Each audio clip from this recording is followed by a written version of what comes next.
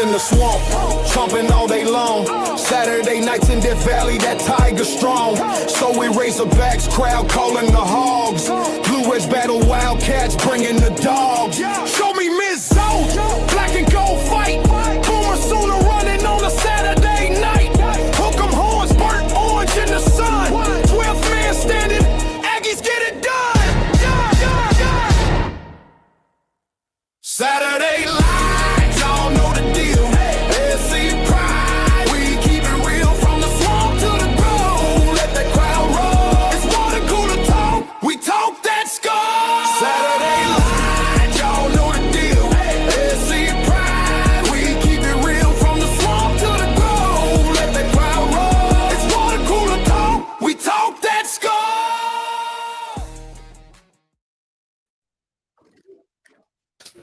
What's up, ladies and gentlemen? We are back around the water cooler, man. It's your guy, Nick Frazier. One half of the Water Cooler Talk Podcast Sports.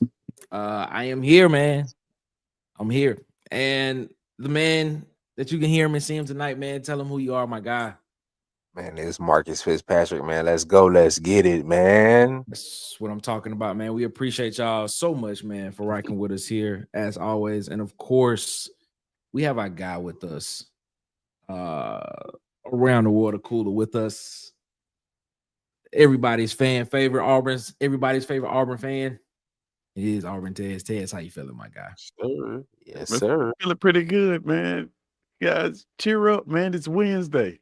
We cheered got a big bye week coming up.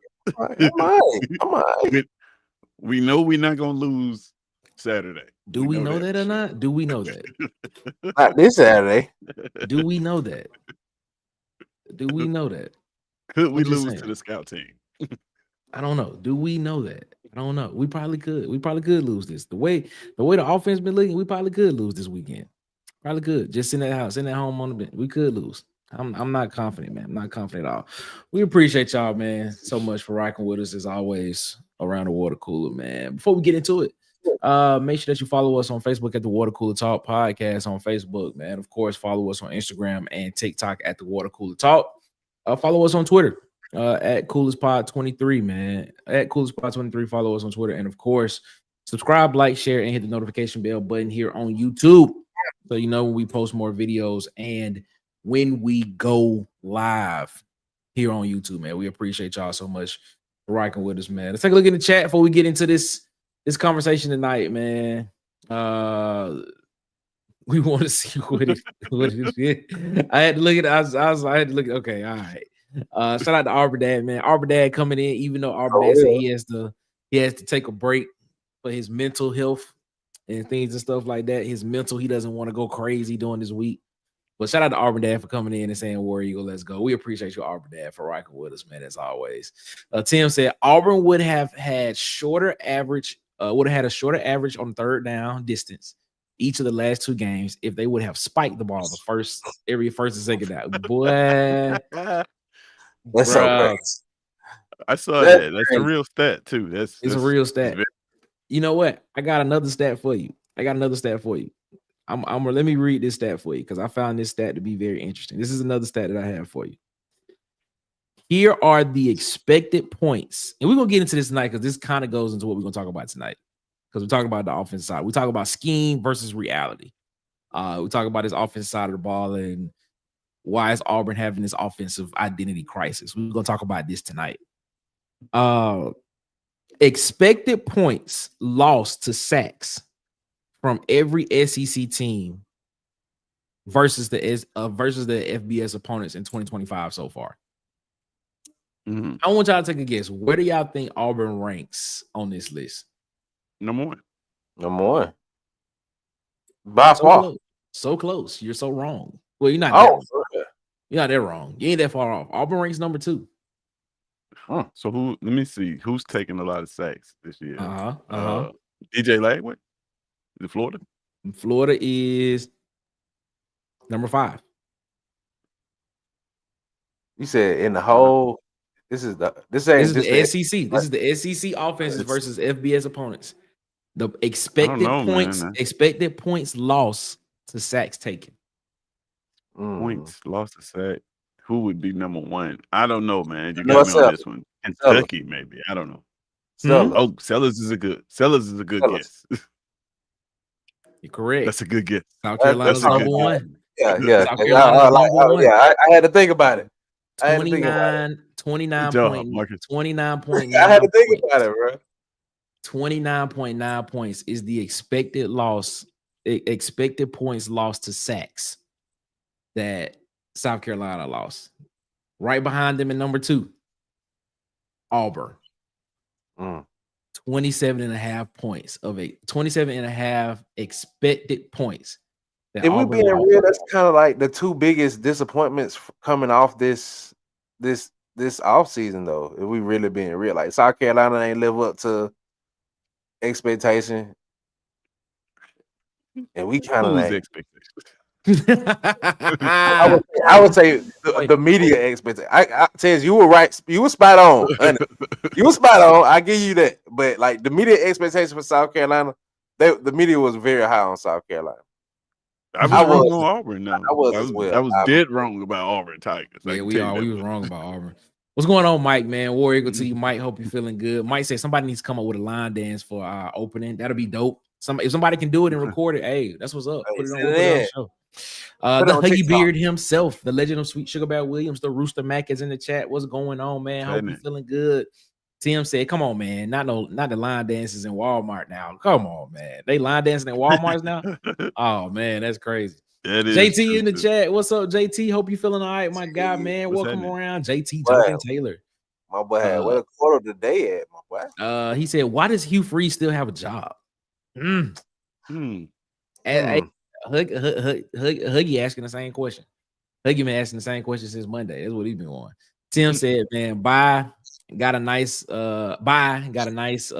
line. We might be cooked." not the bye. We got a nice D line. We might not be able to run the ball against them. Boy, that's bad. Ain't gonna try that. Ed Darby. Seriously though, you can't convince me that the scout team defense is not dominating this offensive practice. That's what it feel like. You can't convince me. I'm convinced.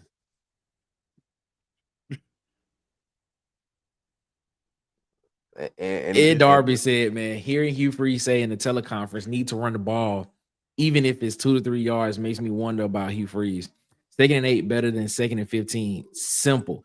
Yeah, man. That's frustrating, bro. So okay. So just so y'all know, they do the SEC teleconferences every Wednesday, right? So where every coach get on it, and every reporter gets the opportunity to ask questions and things and stuff like that. And Hugh Freeze gives the same answers that he gave people that are in there and they can hear it. They report about exactly what this man said. This man said the same thing. We got to run the ball. We got to run the ball. We got to run the ball. We got to run the ball. We got to run the ball. And it gets this is why the fan base is the way the fan base is right now. fan base is just tired because you keep saying all the right stuff, but then when it comes to game day, we see something totally different. So my confidence level in Hugh Freeze is between 0 and 2 right now. On a scale of 100, on a scale of 0 to 100. Ed Darby said, you want to see an O-line communicate and work the silent count, search for Oregon versus Penn State's silent count, thing of beauty. You can see the Ducks are a well-coached team. Shout out to Dan Lanning, man. Shout out to him. Jack, Get Musty in the chat. What's up, Get Musty? Wait a minute. Is that a what's the picture? That's what I'm looking at. I think that's a GTA character.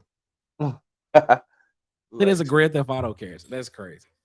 Jackson Arnold, number 1 in sacks. Mayo, that's crazy. Yes, it is. 20 sacks is insane. And if I'm not mistaken, it is 16 sacks in the past 2 weeks, if I'm not mistaken.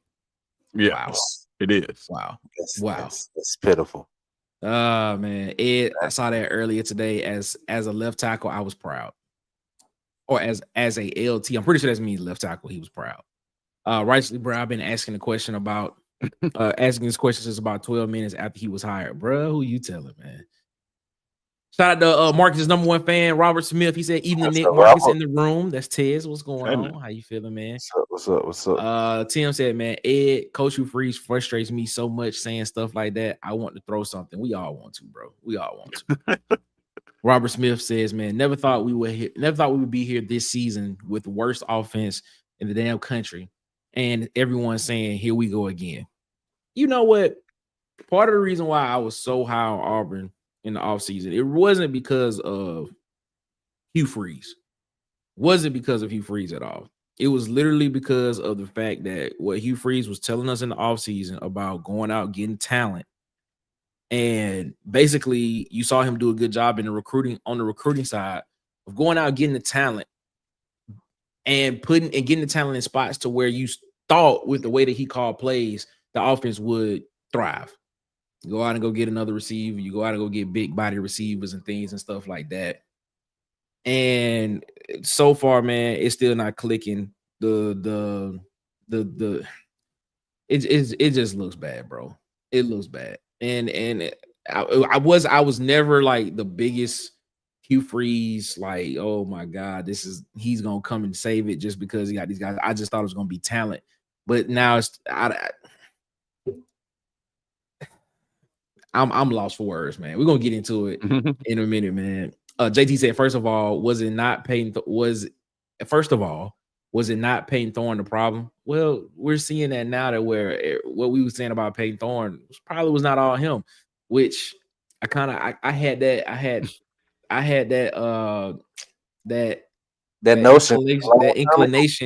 inclination hit me probably like the beginning part of last season. And if you know on this show, I was hard on Peyton Thorne his first year, but then kind of softened my tone a little bit. People was like, "Oh my God, you changed it on Peyton Thorne." I was like, "Nah, man, that's not it. I think that's something else. I think there's something else there, man." How long have I been reciting Peyton Thorne's stats? Yeah, for a while. Yeah, it's been a while. For a while. Yeah, it wouldn't all him, man. Go to Broom Podcast. Saying, I've been seeing meltdowns on Twitter from Auburn fans waiting, wanting Freeze fire. Are you guys seeing the same thing on a larger scale or no? Yes. A lot of people want Hugh Freeze gone, man. A lot of people are just tired of the fact that now a lot of people are tired of the fact that they are looking at this and they're seeing no progress from year to year, is what they're seeing. They're seeing no progress from year to year. But there is a contingent of Auburn fans out there that still want to say, give this man time to bring in his guys, which I don't understand, because even last year, the whole roster was flipped, and all those guys that was on the roster last year, majority of them were recruited by Hugh Freeze and his staff. And I don't understand the not seeing what you want to see. But then I also don't understand the people that be like, well, you went on the road and lost to the number 5 and number 17 by less than a touchdown to each one of them. But I'm like, did you not see how the team played, how the offenses looked in those games? And you still have faith? But we're gonna talk about that in a minute. Let me just get through these comments, man. Get much said, my PFP is Wedge from Class Act, dude. Oh, okay. Oh, that's from Class Act. Okay. Oh yeah. Yeah. Dude that got slapped in the back of the head by Tommy from Martin. Ah, yeah. Okay. I thought it was a Grand Theft Auto character. I couldn't see it. I can't really see it that well. But it was. Is it possible that the people who evaluate the talent missed on what they thought Auburn had? Yeah. No, I think the talent is fine. I really think it's just a leadership coach problem. If you want to sum it up in that thing, I think it's a leadership coach problem. Yeah. I think the AD missed on the coach. Oh, but let's not get into that. You know what I'm saying? We all owe Payne Thorne an apology. LOL. Who would have thought that word is if he drops Georgia and Missouri Durkin interim? We'll see, man. We'll see. That's another conversation that I want to have because I'm not so sure about certain person that everybody wants. Let's get into this conversation, man. All right. Man. Offensive identity, man. Offensive identity, bro. Why are we having this problem? You call it bad play calling. You can call it quarterback issues. None of it matters. None of it matters, man. We have an offensive identity crisis. Scheme versus reality is what we have. We have an offensive identity crisis. And you hear from the head coach when you hear him talk about it on teleconferences and post games and weekly media availability things and weekly press conferences and saying, I would like to run the ball a little bit more, and things of that nature. But then when we get into the game, we just see something totally different. I'm gonna pose this question to y'all, man. What is Auburn trying to be offensively? What are we trying to be offensively? Why is this crisis happening? What is it? I want y'all thoughts on that, Tez. Go ahead, Tez. What is Auburn trying to be offensively? That's a good question. I'm thinking a RPO-based team, probably a little tempo.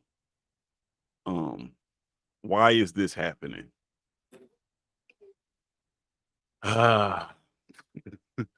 Why is this not happening is almost an easier question. Why is this not happening? Wow, that's a good one.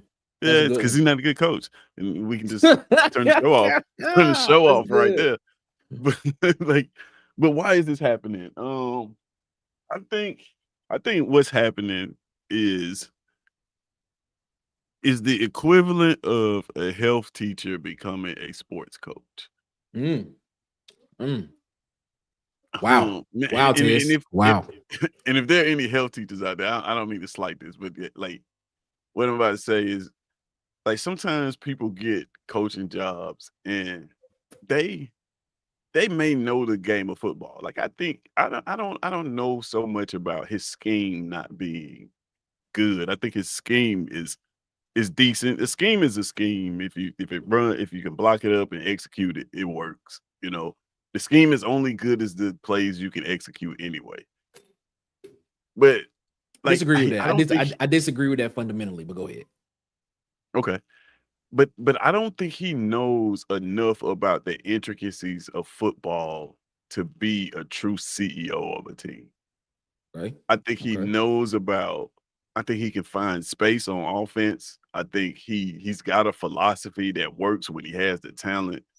But I don't think we have an offensive line issue. He can't go. I don't think he can go into the offensive line room and fix the problem and offer a suggestion that they would even. You know what I mean? Like, I don't think he can address a problem directly for real. Like the X's and O's, the nuances of it, where your hands should be, where this should be. Like he does not. I don't think he knows that part of it. The technique part of the game, what you're saying. Yeah, I just don't. He doesn't have that the critical moments, the nuances of this game. He can't do it. So when I watch the Aaron Murray breakdown, he's talking about slide protection versus 5 out. Yep. When I watch not Ryan Pugh, but Reese Dismukes talk about silent count and how to go about that. I just don't think our coach knows how to do these things. to even suggest, to even look at it and say, hey man, he might have learned about slide projection from the Aaron Murray video. I mean, from the, like, you know what I mean? Like, I don't think if this were happening with other good coaches, they go into detail, right? They offer some suggestion and direction. This is what I want, but like, I don't think he knows enough about it for it to even, work. That's why, you see coaches like that always hire their friends. it's people that they trust, right? Like if you Tez, you hitting on the head right there, man. You hitting on the head. You hitting on the head, Tez. Yeah. Because if you don't know enough about a subject, you want to hire somebody that you trust. And who better to trust than your friends who does this job? So it's like, yeah, I think that's what as far as identity crisis, any team that starts drives, 1st and 20 is gonna have identity crisis. Because there's no play for 1st and 20. Like there's no play for 2nd and 15. Like you run the ball, you can pass it. It really doesn't matter. Whatever gains yards, you know what I mean, at that point. So man, I think he knows what he wants this team to be. I think this team is built to be a certain way. If that answers your question, it's built for a certain identity. And that is the deep down the field passing game. But unfortunately, we can't block that up. We can't execute that. So I don't know. I got a lot of ideas about it, but that's just a brief synopsis. I'm sure we'll talk about more of it. I'm pretty sure we're gonna get into it. I'm pretty sure. Marcus, your thoughts? Man, so basically what Ted said, and plus, like, I have an issue with him, like you said, Nick, coming to the press conference saying what he's supposed to do to win the game after he blows the game. So it's just like it at a certain point, it's just like, all right, stop telling me what I want to hear and just do it. If you know what we supposed to do, just do it. And it just goes back to what Ted said. I just at a certain point, I just think he's just incompetent, man. It's just frustrating. It's hard to wrap your mind around as an Auburn fan when you know what you have and you see it just a person just playing your face with it. Like it's just hard to describe, honestly. It's really hard to describe what he was doing to us offensively. Because we had a talent, bro. We have a great running back that I think running back to me was our biggest great running backs, I think. Yes. Because the running back to me was our biggest question mark off season. And they turned out to be great. And like you said, Tez, it's just a problem that if you undisciplined, we undisciplined. And we all know we played the game. Undisciplined, you gonna blame coaching off rip. And at a certain point, when are you gonna hold these players accountable? When are you gonna adjust your game plan? When are you gonna try to silent counts? When are you gonna try to slide? Because you've been coaching for a while, Hugh. So I know you know about it. It ain't just this ain't just happened. We were doing that. I was doing that. You know what I'm saying? So it's just frustrating, Ted. So it's just at a certain point, bro, you can't wrap your mind around certain things. Yeah. I'm gonna read it. I'm gonna read a quote. I'm gonna read a quote real quick that came out today from Hugh Freeze. I'm gonna read a quote. I want y'all to tell me if y'all have any more faith after hearing this quote. I just want y'all to. I want y'all honest opinion if y'all have any more faith about this. Even though it's an open week, it hasn't been an open week for our offensive staff. I can assure you. I normally give our guys time off on a Sunday after the game. We did not do that. And we're working to try to fix this issue. We're going to practice tomorrow again. And I normally give them Thursday and Friday off on an open week. We got to practice offensively. Does that give y'all any more confidence that they're going to practice every day this week, apparently, to try to get it right? Because to me, I tell you why I'm not confident. Tell you why I'm not confident. So what, you just gonna go out there and keep practicing the same thing that you've been doing for the past since the offseason. Am I saying whatever team you are by week 4 or 5, that's what you're gonna be. So what fundamentally are you going to change in this week to where we're gonna come out and see a different team offensively? Because if you just keep going out there and practicing the same thing that you've been doing the past 6, 7, 8 weeks, going back in the fall camp, oh, you just went out there and did was just burn some calories. Probably lost a couple pounds. Probably put a little bit more tread on some guys' tires. But if you didn't go out there, if you didn't do anything fundamentally to change offensively what it is that you are doing, I'm not expecting anything different from you. What say so y'all from that? I'm not confident because Nick, like, so I think somebody put it in our comments, and there was another game outside of the Vandy game. Like last year, he had a bye week before Vandy. We didn't look impressive playing Vandy. Then somebody put in our comments, we had a bye week before New Mexico State a couple years ago. We didn't look impressive. So it's just like coming into this game, man. Bye weeks ain't really benefited us under Hugh Freeze as much as they should. So it's just, I'm worried. I'm sorry. I hope what you said is true, but I'm really worried. Yeah, I mean, I like I said, bro, it's not going. I don't have confidence in the scheme or the play calling or the decision making to get better at all. I don't. Now I think what's happening with the offensive line is fixable, and if they can fix the offensive line, I think that the offense will look better than it looks right now. But there's still going to be questionable play calling. He's still not going to run the ball when we want to. He's still going to call dumb plays on 3rd and 4th down. He doesn't know how to manage the game. Like that's still going to exist. So shout out to King Richard. I mean, King Richard. What does he say? He said the problem is not practicing the plays. Is the damn scheme. Run the damn ball to open up the passing game. Yeah. That's it. That's King Richard. That's not gonna happen, man. I'm just like at this. If we're in year 3, it's not gonna happen. He's not gonna do that. I'm gonna give y'all another stat real quick because I got over my eyes. Shout out Kendall.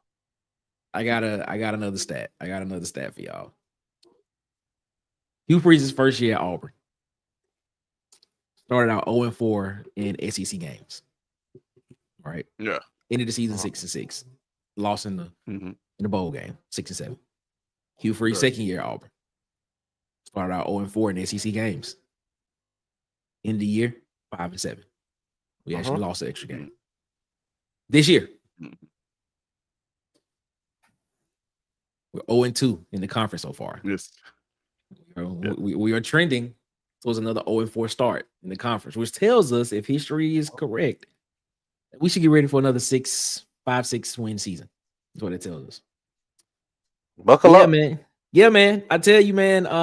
This is. Let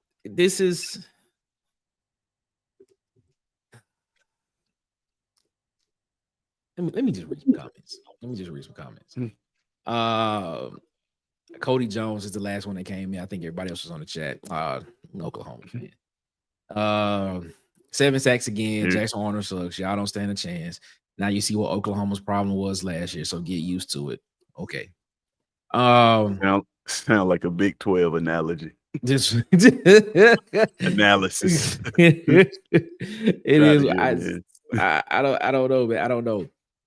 King Rich said the scheme against Baylor worked. Stick to that game plan. Yeah, but even in that game, that's Baylor. But the thing is, even in that game, when you go back and watch it, a lot of what you saw in the Oklahoma game with him wanting to throw the ball, you saw that in Baylor. The difference was in that game, Jackson Arnold just had more open lanes to run the ball. He had more open lanes to get there and get loose, and that's how he got those 2 touchdowns in the game, which were the difference in the game for Auburn in that game. So, it is what it is, man. Coach Hugh Freeze has won like 1 SEC game in like 3 years. I put U.S. currency on Tez or Marcus winning at least 2. Hey, that's a good bet. That's a good bet. I'll take that Yeah, I bet think too. I can get us the 2, man. Straight I play can- calling. You Yeah. just give me the Yeah. playbook and I get to pick them out. Yeah, Hey. yeah, I can get You know what I'm saying? That's a good bet. That's a good bet. I ain't gonna take. I don't bother you. I take that bet. with this roster. Yeah, Yes. I was like, bro, if I was the head coach, if I was the play caller of this roster, bro, we'll have at least 8. We'll have at least 7, 8.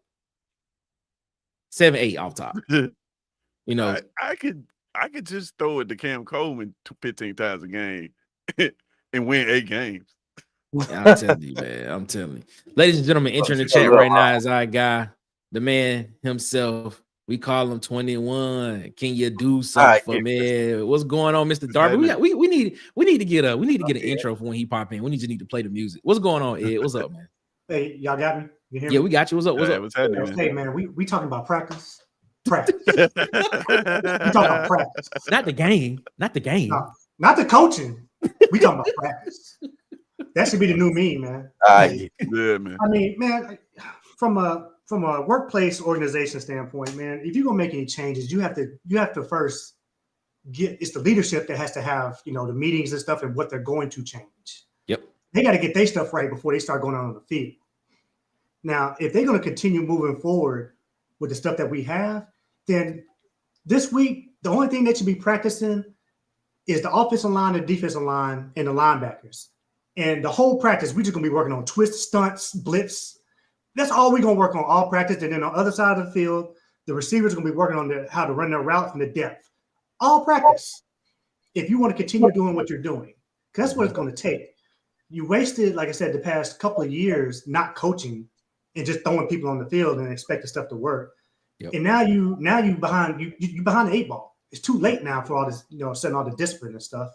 Yep. So if he's going to move forward what they got, that's what they should be doing. But it's still at the same time, he didn't say anything about getting the coaches together and working on what they need to work on. That part. It's not going to fix it on the field.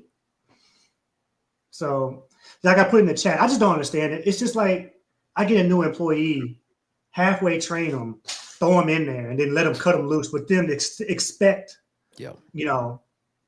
excellence.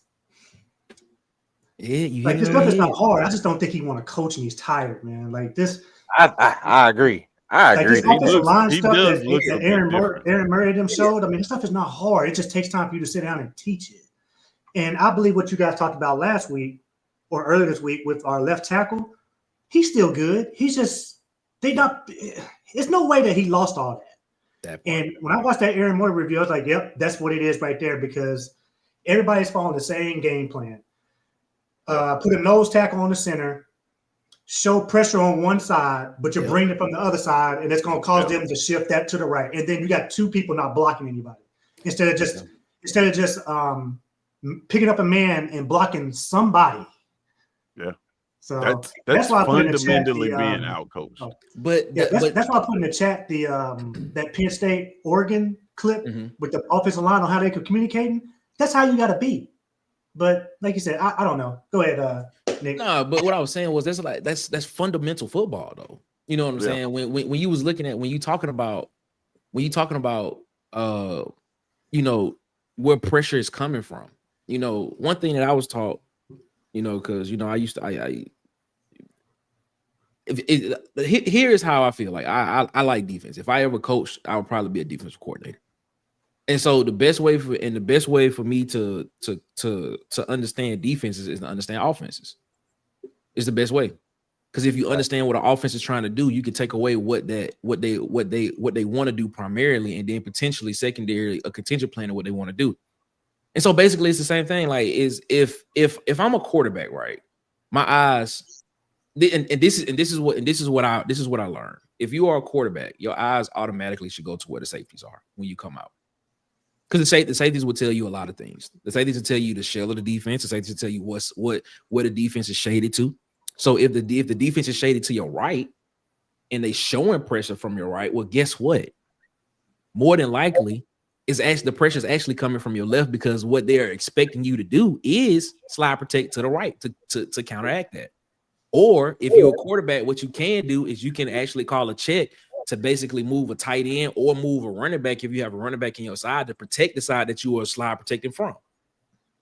You know what I'm saying? Because you potentially have pressure coming from that side, even though they're showing pressure from your right. You potentially the pressure more than likely is going to more than likely come from your side because it's just basically a cat and mouse game. Is really what it is. That's really all it is. So my thing is, I look at it and I'm like, man, if they shade it this way down, more than likely the pressure is coming from the opposite side. It's just the way it just looks to me most of the time. But I'm just like, I don't know, man. They're not being taught. They just say it. Just say it. Yeah, they're not. But it is. But we got a wide receiver that's coming in a little bit, and he can actually speak to this more than we can because he actually played the game at the college level, and he can actually give us better analysis than we can. You know, and he actually played in major football, so it is what it is. Okay. So, you know, I don't know, man. It's wild, man. It's wild. That's why I said like, and I made the health teacher comment, like not to disrespect health teacher, but like for real, like I think like because slide protection, like getting out coached at that level of football, like I don't think he has that type of knowledge. It's basic. It's basic, but what he is his answer to that is a different play. Yes, if you understand what I'm saying. His answer to that isn't so like frustrated. That's he right. doesn't That's know true. that part of the football game, right? And that's basically fundamentally being out coached. And like Nick said, you bring in a tight end because, like you think about it, his answer to this problem is to max protect. When he does that, yes, we only have 3 routes on the field. Yeah. And you see Jackson have Arnold 2. holding the ball for dear life. Like you are fundamentally being out coached up front football before it even gets to the play action, the route tree. Yeah. Before it even gets to any of that, you are being out coached in the front 7 severely. Because I just don't believe you know that part of the game. The thing I believe you are just a play caller. That's the thing is, you got to know how many people you have blocking to protect you. That part. And off rip, you already know every play, every single play, you're going to have 5 people that's going to be able to block to protect you. You know that. A center, 2 guards, and a tackle. That's what you're going to be. Now, depending on what type of formation you in, if you're in 11 personnel, if you're in 12 personnel, now if you have a running back in, depending on what the route is and what the play is for the running back, you have a 6th person that potentially can come in and step up and take on a blitz, take on some type of pressure. Now you still have enough people to where you are still comfortable to where they should be able to pick up whatever's coming. If it's 6 coming. Now, if a 7 person come, now you got a problem. You know, but then if a 7 person come, that means there's an open space somewhere because you throwing hot. You gotta throw hot somewhere. It's literally almost it's really a numbers game, to be honest. When you think about it, you just gotta really just count. If you're a quarterback, you just really gotta count and just be like, all right, man, I got 5 people protecting me. All right, I'm looking. They got 4 down, so I got 5 that's protecting. They probably gonna bring another person. So they may bring another person. That's field. So I got enough protection. So now all I got to do is just sit back and just find the best. Just go through progression and find the best open person to throw the ball to. That's really it. But guess what though, Nick? Guess what? Even if you do all of that, we're not being coached well to pick up stunts. So we can't block. We can't block 4 with 7. That part too, man. We have 7 people in protection. Bro, our offensive line pass off game is freaking horrible, bro. Yeah, man. You shouldn't pay that much for tackles. You shouldn't pay that much for tackles and have to slide protect every time you see protection. Jesus Christ, bro. Even though, but Tez, I would say I guard the center like pass off. I mean, every time you see not protection, I mean pressure. I'm just saying, yeah. Even though I guard the center exchange, even with the stunts, it's horrible. Like Oklahoma was killing us with inside stunts, bro. Connor Lou was looking so lost. Ed, what else you got, man? Man, I think I'm with Tez. It's either he don't know or he just don't coach it. He knows it, but then he's not going to implement it. Yeah. And for me, that's how I look at Hugh Freeze. He went out and designed his offense. He calls plays. He's not a play caller. He just calls play. That's a difference to me in that area. But I think he just comes in. He comes in with his offense. He's placating towards the players, trying to keep everything light and everything like that. So he's not really handling, standards and discipline. And he comes in and he teaches the team. He starts at A with, "Hey, I'm introduction. Hey, I'm Hugh Freeze. I'm your new head football coach." And then we get on the field, and we're skipping to like step F. Like we missed B and B through E. We missed all the how to handle twist, how to read pre-snap, hot routes, because it's almost like he doesn't even teach it. It's just like, we got this offense. This is how it's going to be. Same thing with Gus. Same offense. You need offensive line help to help blocking. You don't ever implement a running back chip to help on the DNs. Just never progress your offense over time, just with little stuff. So that's all I got, man. You guys, I mean, we're on track talking about this stuff, but is he going to do it? Probably not. Probably not, man. So he will end up getting canned, all because of, I don't understand it. Either ego or you just don't want to. Same thing with Gus. But if he had a quarterback, then he's fine. But I just don't understand coaches in any sport where you have innovated something, but then you still don't want to continue to grow. That's what I don't get. Yeah. That's one of the beauties of Nick Saban and all these other coaches out there that are highly successful, Ryan Day and them. They get people in there that come teach them things, because it's still something to learn in football. Yeah, exactly. Every year. It's that part. That reminds me of one of my favorite quotes. Is certainty is the death of progress. Whenever you're sure about something, like, you can't grow in it no more. That's why you never use words like always, never. Yes. At that point, it can't get any better. And I think that's a lot of what happened with Hugh Freeze. It's like, he knows this will work because he's seen it work one time. That's bad too. Hey, Nick, before I go, I was going to call in earlier this week on DC channel. You got too crunk, and I was like, nope, I'm passing. I'm not calling in. I'm not even getting into this. I'll be chill, man. I'll be chill. It is what it is. I'll be chill. All right, guys. Shout out to Mr. 21, man. Appreciate him coming in, man. We appreciate you, man. All right, man. Shout out to Ed calling in, man. Ladies and gentlemen, we want y'all to, as always, man, shout out to our guy DJ, man. Shout out to our guy DJ, man. We want to feel like a star. TikTok, Instagram, YouTube, at Hollywood Media. Follow him on Facebook at Hollywood Media with 2 A's, ladies and gentlemen.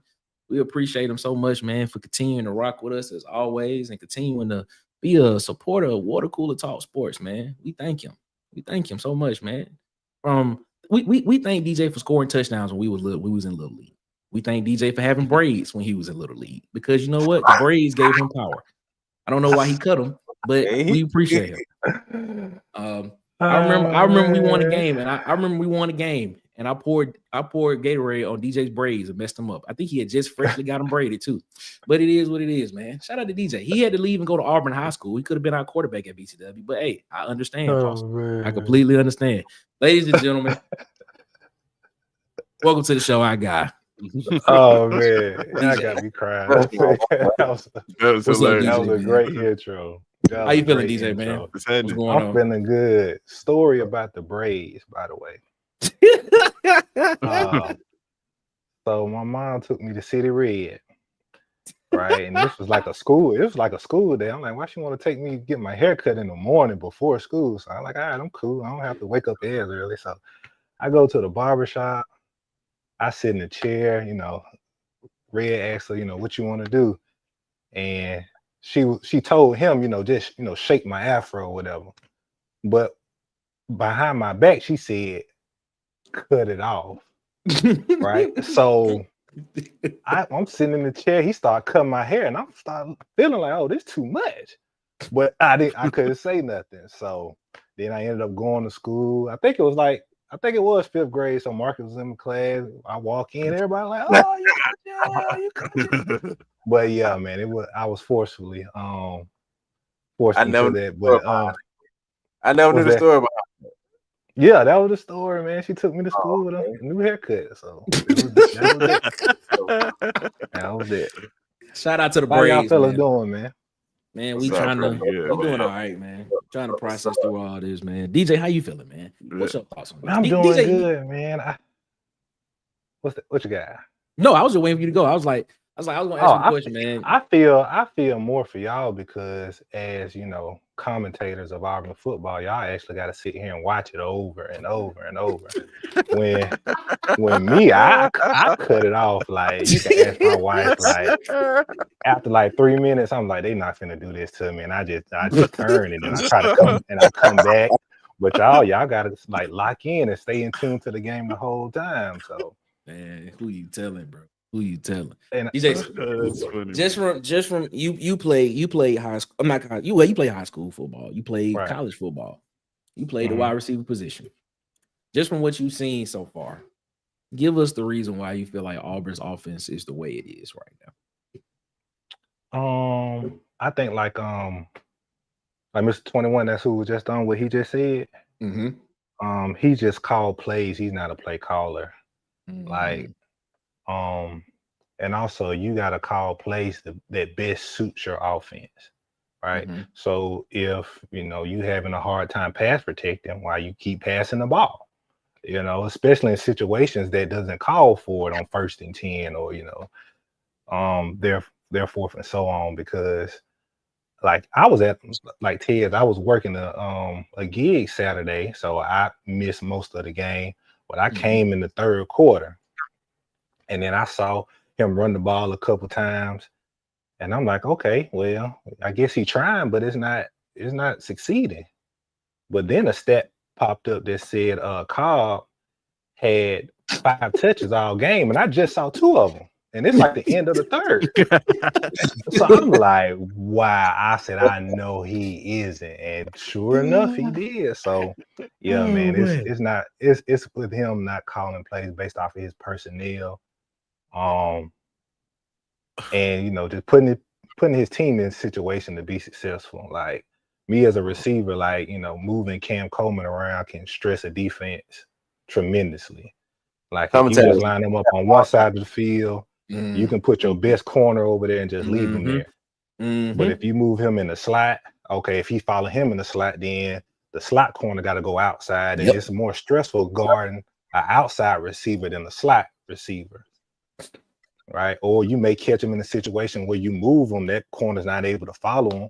That part. And then next thing you know, you got a mismatch. So yeah, that's what I see, man. He's not scheming it up right, not at all. His phone was screaming that all night, Nick. He was like, "Move Cam Coleman around, switch him around, put him up." I'm like, bro, and I'm like, he ain't even thinking about that.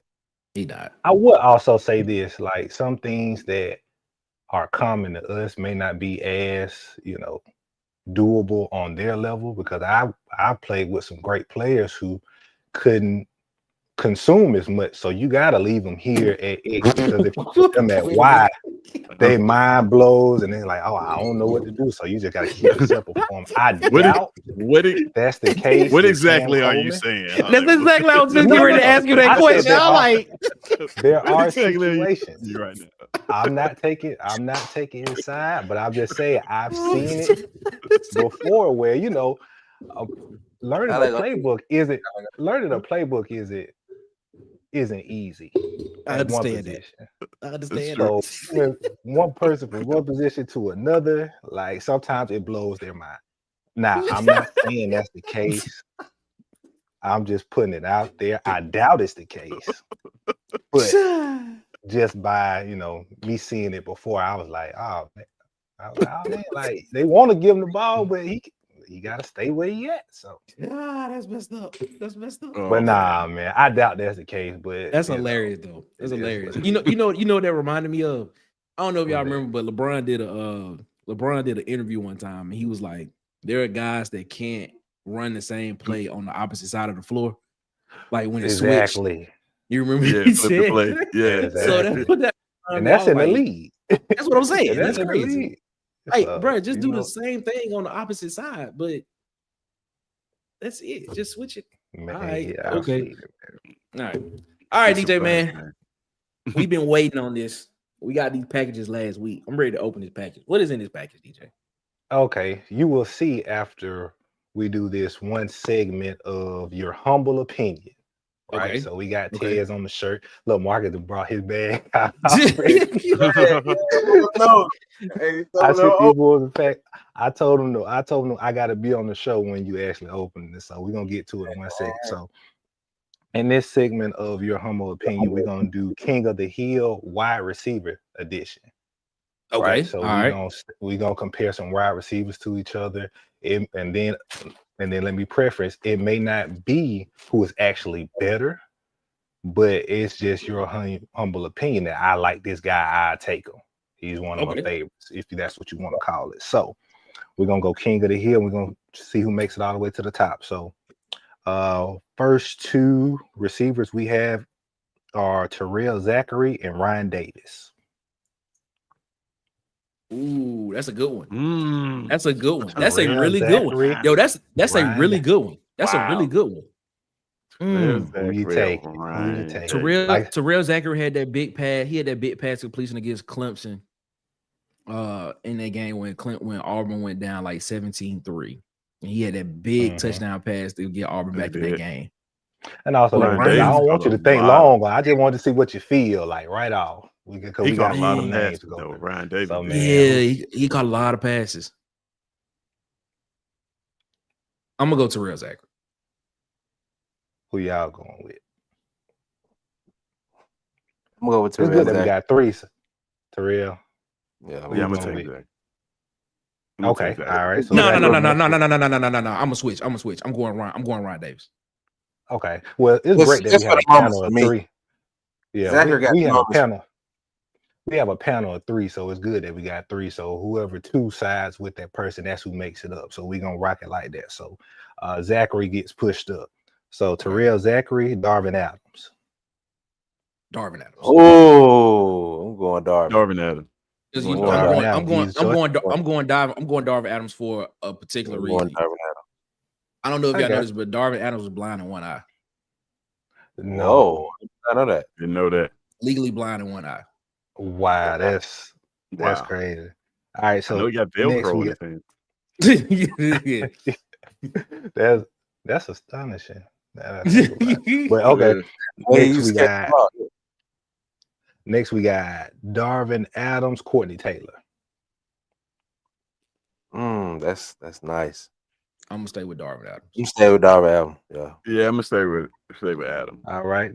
Yeah. Sweet Darvin Adams. Darvin Adams, Emory Blake.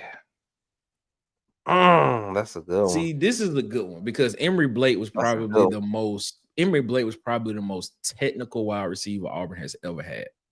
Like route running wise, probably the best wide receiver Auburn has ever had. Yeah. But Darvin Adams caught everything that came. I'm sticking with Darvin Adams. Yeah, I'm going with Darvin. Strike up the band. Darvin, what you got, Marcus? Yeah, I'm Darvin. Switch it, but we can I'm Darvin. This is very close, bro. All right, so we're gonna go Darvin Adams, KLS. Darvin Adams. I'm going KLS. Are we talking about better receiver? No, this is not just better. Your humble opinion. Like, I'm not saying that he's technically better, but for me, I like it was a better receiver. I want this guy to go to war with me, but it doesn't mean he's technically better. Give me KLS. So Tez, you gotta shift the vote on this one. Man, I'm going KLS. All right, KLS. He gets the bump. KLS, Seth Williams. We got two more names. So KLS, Seth Williams. KLS. Man, this is tough. That one tough, bro. Yeah, man. I like that it's more tough now because my first segment of your humble opinion, y'all kind of pushed through it because there was some squeaks in there that stumped you, but this one's a lot better. So I like it. For 300. KLS 7. All right, what you going, Ted? Let's get Ted's opinion before we get next. KLS. Okay, Ted. KLS get the push, but we still need to know what you went, Marcus. Not Marcus. Nick. Dang, bro. That is a good. That is a good one, bro. Yeah, that's a good one. That's a good one, DJ. Yeah, I agree. I feel like KLS could do more. That's a good one, bro. And then again, it's not just saying who's better. It's just Give me KLS. Give me KLS. Give me KLS. Okay. So lastly, we have KLS Cam Coleman. See, all right. See, this is ridiculous. This part this the last one. This the last one. Because so this is the thing. Like, see, this one is hard because if I go KLS, I'm going strictly off of production. If I go Cam Coleman, I don't even think we've seen what Cam Coleman can do yet. So if I go Cam Coleman, I'm picking off of projection and his and what he could be potentially towards the rest of the season. It's just not what they've done or what they could do. If you spot a ball and just say, okay, we about to put a drive together, and you got to put somebody, one of these two guys got to go out there. Which one you putting out? You know what? I'm gonna tell you who I'm gonna pick, and I'm gonna tell you why. I'm gonna go KLS in this situation, and the reason why I'm gonna go KLS in this situation is because I've seen KLS make the small throw, make the short catches and turn them into big plays. I haven't seen Cam for sure yet. For sure. I'm gonna go KLS in this situation. I'm gonna go KLS. Let's go Ted. Let's go Ted's Nick. Let's go Ted. Man, I'm gonna go Cam. I like a lot of what Nick said about KLS, but that was a 5th-year senior at the time. I feel like as a freshman, by the time Cam gets there, he'll be able to do that and more. I just like the potential of this kid. Okay, so you go. All right, Marcus, you the swear of what this turns out to be. I think I know what Marcus. Who makes it to the top? Who makes it to the top between KLS and Cam Coleman? I think I got a feeling on what Marcus going on this one. I'm gonna go KLS for durability reasons, man. What? I thought you were going the other way. I'm gonna be honest with you. I thought you were going KLS. It's hard to pick against a guy in the NFL. I mean, I thought you were going Cam Coleman. There's no wrong answer really, because like I say, it's your opinion, like KLS is, and it's not no off the ball. Once you start feeding Cam Coleman, he get nicked up on drives a lot. You got to pull him and you got to sit him down. KLS, he was very durable a lot last year, doing those long. Yeah, right there. Give Lane Kiffin Cam Coleman and ask me that question again. Oh man. All right. So man. I guess the wide receiver we picking is Cam Coleman. No, who is it? KLS? KLS. Yep, KLS. He made it to the top. So I appreciate you guys, man. For being consistent within this podcast, man, and also giving me my shout outs throughout the year. So I wanted to do something to show my appreciation. So I sent these packages to you all so y'all can go ahead, open them up, see what you got. Let's see what this is, man. What we got going on, man? Oh shit! Oh my bad. Oh, hey. Wait a minute, dog. Wait a minute. All right, that's fine. Wait a minute. Brother. That clean right there, bro. That's fine, bro. That clean, bro. Oh, snap. Hey, look at the number he got on the back, bro. My high school, my number, bro. That's my number. Hey, yours 40. Does yours say 40, Marcus? Nah, he ain't do that. We got 81 on the back. I put 7. Nah, I put 7. Oh, I put your favorite number on the back. I put your favorite number on the back. That's clean right there, dog. That's clean. And then the year the show that's cold, first aired is on the front with 23. Water Cooler Talk podcast, man. That's for y'all, man. Appreciate it, man. Keep going. I'm getting emotional, man. That's cold, man. This is dope right here, bro. This is dope. I'm gonna have to send you a keychain or something, man. Tez, I'm gonna have to send you a keychain or something. I didn't know you were gonna be on, man. They clean, man. Turn your camera off. Try it on. Let the people see it. They're clean right there, bro. Now I'm gonna wait on the show Friday. Yeah, these are new unis. I'm waiting on the show Friday. Yeah, boy, that clean, bro. Shout out to DJ. That's fire, man, for real. Man, yes, sir, man. Yes, sir. You know what? All the times that I have snapped the ball to DJ, Thank you, DJ. I appreciate you so much. Man, yeah, that's We another protected you, appreciation too, We man. protected you. That's another Get appreciation. that. I tried to for sack too, you, man. DJ, Paul. I'm just playing. One of my biggest. Wait, what? Wait, what, Marcus? What did you just say? I tried to sack DJ. Remember, we played against Auburn. Oh yeah, Seventh grade. And We Marcus, played against DJ in 7th grade. Well, and yeah, I Marcus played was with them dog- and against them. So Marcus was dogging that game, by the way. Like, I mean, my center, we in the huddle. Another quick story. We in the huddle, and my center at the time was, linked over to the guard and like, hey man, I need some help blocking him, man. I can't do it by myself.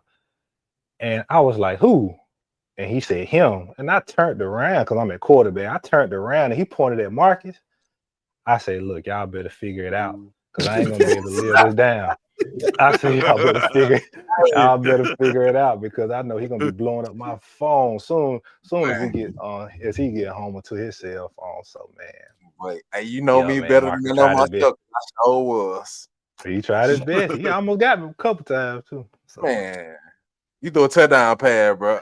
I watched you throw a touchdown pass as I was getting ready to sack you. Yeah, like I'm looking, man. It was some close calls. Pulled up from the sack. I'm looking at the spiral go downfield, and I just hit a crowd, just started screaming. For sure. Good memories. yeah, No, it's man. not. No, it's Pretty not. good. Pretty No, good. it's not. Look, I had a great time, man. I had a great time. It don't nothing to me. I had a great time. I was hurt most of the time, but hey, I watched y'all from the side. That's tough. You know what it is. That's tough. I don't think I ever played against DJ when he was at Auburn because I was injured. Not even in high school. Nah. High school. No, because you were hurt in high school, DJ. I was hurt. I had Okay. a shoulder injury. I had a separated shoulder at one time.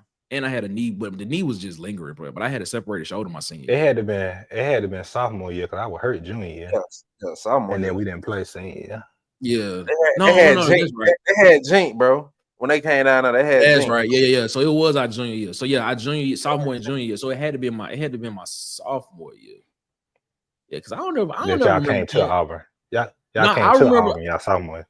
I remember playing Auburn when we was in like 7th, 8th grade. We would play y'all then. And I remember playing that game. We played against Looper. And that's when I found out Looper was like a legit like 4-star. And I was like, yeah, that dude gonna go somewhere else. We played them JV. We played them JV. That's what it was. JV.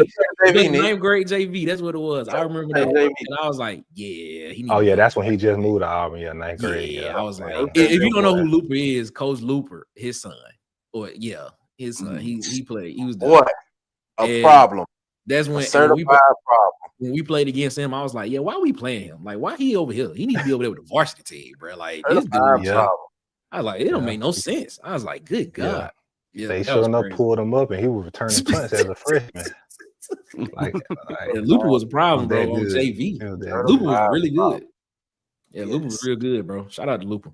I want to get this question in real quick. He said me, but I want to get this whole quick. He said, Nick, question for everyone. How much fool's gold do we get at home from this offense compared to being on the road in hostile environments? Ooh, that's a good question. So I'm guessing I'm gonna take it and saying like how good the offense looks at home compared to what it looks like on the road. I'm gonna just say this. If I tell people this, if you go back and watch the games, right? Every drive that you see that starts with a run play, watch how it ends. It ends in what Coach Hugh Freeze always says he wanted to end in, a kick, some type of kick or a touchdown. Every drive that starts with a pass, watch and see how it ends. It always ends in a punt. 100%. 100%. That's great it. analysis.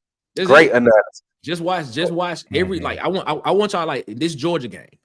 I want you to literally count every time Auburn gets the football and watch how many times each first down call is a run play and watch how good the drive looks. Yep. Just watch. But then watch every. That's what I was saying about that Oklahoma game. I wasn't saying like just run the football, but that's what I noticed. That's exactly what I noticed, Nick. Yep. That's an incredible analysis. Yeah, I mean that's really it. I mean, as much as he don't want it to be a running offense, I mean it's kind of built on that. Just go back and just watch the first play of every drive. That's what I think he's gonna do though, Nick. In Georgia, I feel like since he's saying that already in the press conference. He has a week to sit on it. He finna run the ball, bro. And it might. No, he's He gonna not. fool everybody. He gonna fool everybody. He's not. He's gonna not. run, He bro. said before, and he If he still don't run ain't the done ball, it. if he don't run the ball. Me and Tez, we'll go ahead and we'll make sure he leave. We'll make sure he get out. We'll make sure. Tez, you with me? I don't want you to put your name in something, but I'll make sure he leave. I don't. You gotta tell me the plan first. Boy, I Hey, just said what. hey, we got 2 weeks. I guarantee you come up with a better plan than he do. You gotta let me know how far you're willing to go. I don't Hey, know. we got 2 weeks to come up with it. Let's execute. And for me, like, I feel it's hard to kind of compare like his play calling throughout the entirety of this season, because I think he didn't really call the offense he wanted to call until conference play. Like all of that, you know, all those other games was kind of like just showing stuff that that could be more of a surprise once he gets in conference play and he's calling his offense. Because that's just like a strategy of any coach. Like, I remember in college, like, we played some non-conference game and I get our play sheet for the week and there's only like 12 plays on there. And I'm like, this it. And they're like, yeah, that's all we running. We don't care you know, what it comes down to. We're not calling anything outside of these plays. So come conference play, we're going to start calling this and really get into our offense. And I think he's in his bag right now, what he wants to be and what he wants to do. That's scary. And it's sad. Sad. Now, he still should, but, you know, Hugh going to be Hugh until he stop being Hugh. I guess. Thank you, Mike. They get it. Question, man. Here go a game plan. Here go a game plan. Tell you half on one. You got half on 2 men. Half on 2 men in the truck. That's what he said. Hey, tap in, Mike. Half on 2 men in the truck. He can find his own 2 men in the truck. I ain't paying for nothing for him to leave. We paid the last coach to leave. Like, nah, he can leave for free. But I mean, to that question about being on the road, I guess I'm more concerned with the offense executing even at home, man. Because like on the road now, we're not gonna face another road environment like those past 2 games. Our only remaining road games are at Arkansas and at Vanderbilt. And at Vanderbilt, it's probably gonna feel like a home game. It's gonna be so many Auburn people in there. True. And at Arkansas, it's not known to be a raucous environment. But like, man, we gotta this Georgia game, and then right after that, we got Missouri. So that game right there is gonna be, you know, they hot as fish grease right now. Now, granted, they ain't played nobody. But man, that's gonna be a tough task. I think, man, if I'm Hugh Freeze right now, because he's not gonna change what he does on offense. We know that. If I'm him right now, I am at least getting my quarterback protected. I as much as we're talking about the incompetence, I feel like this offense would look a lot better if we can fix our offensive line issues. But do you feel like his confidence is shaking, Tez? Like, do you feel like Jackson? I just don't know that he knows how to do that. But that's the answer to this question. I think any good coach right now would be looking at this team is like, oh, well, first thing, we got to protect our quarterback. Unless I was just about to say that, Ed, you're gonna probably see some 7-8 man protections in that situation. And if you see that 10 man is crazy, but if you see some 7, that's it. And but that's gonna make it easier for the defense, man. I was just about to say that, like, what we gonna go into 7-8 man protections on the offensive line and tight ends? I'm like, come on, man, that's crazy. I think you're gonna see a lot of what you saw from Gus in 2016. You're gonna see hell. Running the football, you're gonna see he doesn't know how to do. I don't think he knows how to fix this offensive line issues. So look for him to probably get Jackson Arnold out, roll out, half field read. So when you got 3 receivers, but you only read half of the field, you can flood concepts. You can it mitigates that. But like, that's probably what you're gonna see. You know, and honestly, we probably should have been running some of that already, especially in the red zone. Well, he tried. No, he tried in the red zone. That's what he scored on. The touchdown, he tried a rollout play, and I was like, "You got to be kidding me! This man's still trying to throw the ball on the 2-yard line." Like, I was like, "Come on, man!" I mean, I understand. But if we want to throw the football, I think that's probably the best path because he's not gonna figure out this offense. Throwing the ball on the 2-yard line.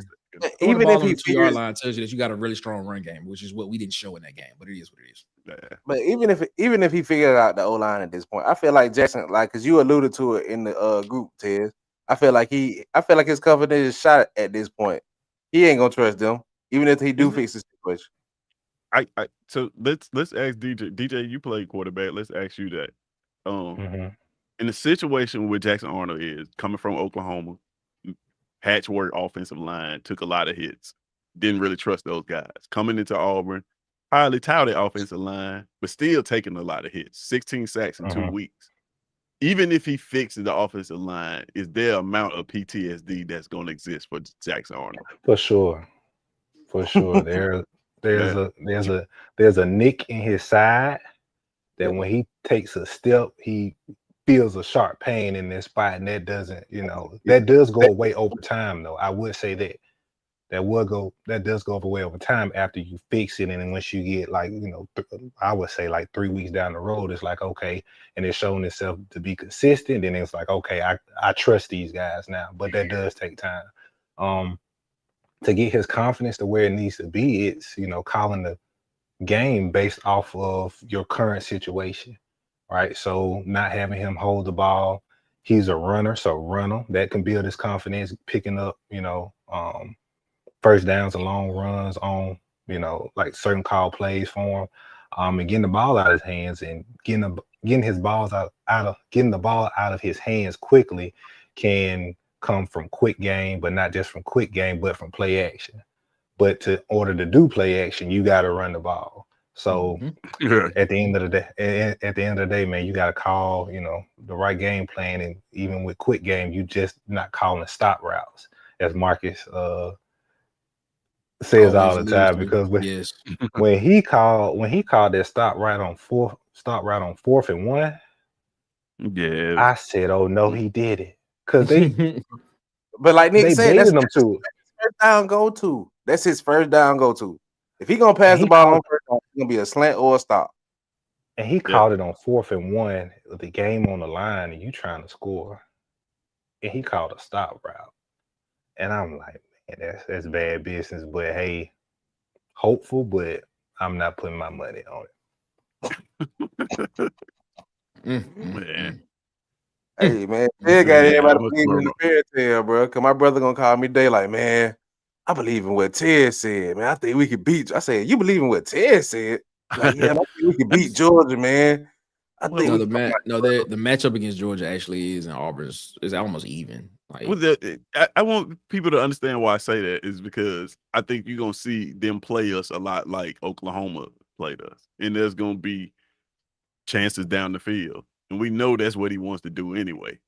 So like we match up well against teams that's gonna play us like that.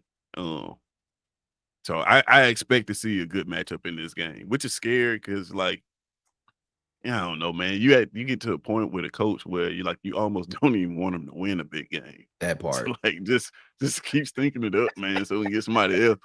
But I mean, because what is like because in that case, if he goes out here and beats Georgia, right? If he goes out here and beats Georgia, the next week I can already tell you what the title's gonna be. Yeah, man. All right, confident, man. We back, and then guess what? You go out and play Missouri. A lot of people. What's gonna happen is a lot of people gonna look at Missouri and be like, "Oh man, it's Missouri. We beat Georgia. Exactly. We should beat Missouri." You know what I'm saying? Not knowing Missouri is a really good team that actually has played really good football. And then go out there and go out there if it's a close game to Missouri or you lose to Missouri, next thing you know, man, there it is again. You know what it is.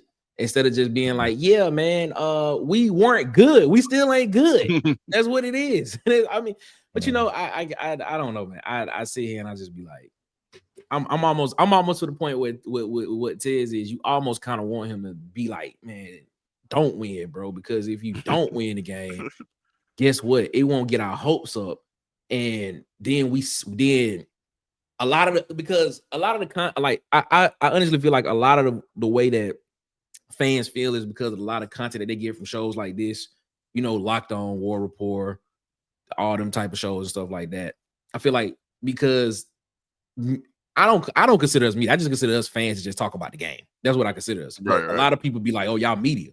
I'd be like, "All right, whatever." Which is weird. Which is very weird to me, But then when we sit up here and we put these narratives out there, well, kind of, I'm not gonna say create the narrative, but we kind of have a narrative of how we see it. People can sometimes feel a way of how the team looks moving forward, which I don't want that to be. I don't want you to feel away just because of the way we feel or the way that it comes across us. This is just how we see the game. You know what I'm saying? This is just how we see it and things and stuff like that. And then I just know if Auburn goes out here and wins this game, people are gonna be excited because the week going into Missouri, and especially the week after, everybody gonna be like, yeah, man, that's what I'm talking about. And we're gonna be talking about positive vibes. And I'm gonna tell you right now, if Auburn goes out here and beats Georgia, I'm gonna be like, yeah, man, I ain't excited. I'm just being honest with you, bro. I'm not excited.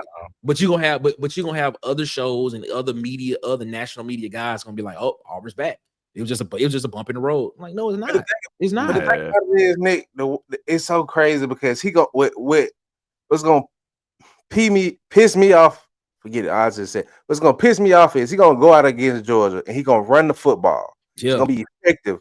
It's gonna look good. We're gonna whoop Georgia butt, and then we're gonna go in Missouri, and we're gonna pass the ball the whole game. First down pass, second down pass, and you're gonna be like, where was this? Where was last week game? Kyle gonna get 6 touches again. Austin gonna probably have like 5, and the rest gonna be Jackson on trying to scramble or quarterback draw. And then right after that, it's gonna be probably I'm looking at the schedule. Probably the most nerve-wracking game I'm looking at on this schedule is at Arkansas. Just because they finna rally behind coach and like, man, what a better way to announce your rebirth in the SEC than to knock off Auburn coming in there. I'm not gonna. Hey, fellas, I gotta go ahead and take off, man. I ain't mean to cut you out here, but I gotta take off, man. So I just wanted to say, man, appreciate y'all having me on, man. Keep doing what y'all doing. Shout out, bro. Shout out to DJ, man. Shout out to DJ. In fact, Water cooler talk. Yeah. Appreciate All right, man. DJ. Y'all will be good. All right, DJ. No appreciate you, man. Everybody, make sure y'all go support DJ, man. Follow him on the social medias and stuff like that. We about to get out of here as well, too, man. We done took up a lot of y'all time tonight. We gonna get up out of here as well. Before we get out of here, though, as always, man, make sure that you follow these channels on YouTube, man, at It's SEC Season, at Tight Sports Alabama Football Megacast. DC over at Auburn TV, Dustin over at the Uptempo Podcast, B Sharp over at the Sharpshooters Podcast, Benny Chris over at the Go to Broom Podcast, and of course the Huggy Bear himself on YouTube and the Huggy Bear on Facebook. As well, make sure that you go subscribe to JMHO Sports Talk, just my humble opinion sports talk with Coach Sean, and of course on the Block Sports with Coach Carl as well, man. And of course, make sure that you go subscribe to our guy DJ, man. Follow him on YouTube, TikTok, and Instagram at Hollywood_media. That's Hollywood EY. And of course, follow him on Facebook at Hollywood Media with 2 A's, man. We appreciate y'all so much for rocking with us as always here around the water cooler. Tez, I keep forgetting. I know I just said that, but tell them where they can find me. It's just in my memory to do. My bad, bro. My bad. Go. Yeah. You find me at It's SEC Season on all platforms, man.